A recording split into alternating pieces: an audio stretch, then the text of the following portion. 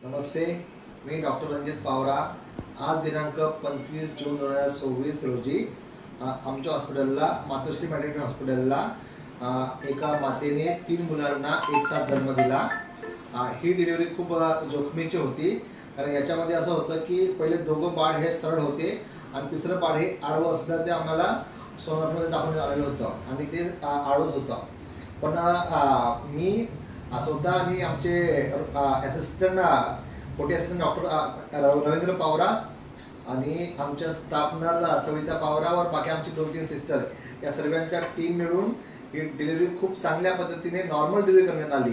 पण आम्ही आमच्या मेहनतीने व आमच्या टीमच्या सहकार्याने ही डिलिव्हरी पूर्णपणे नॉर्मल करण्यात आलेली आहे।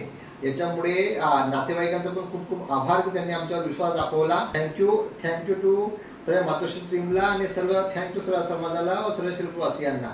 थँक्यू।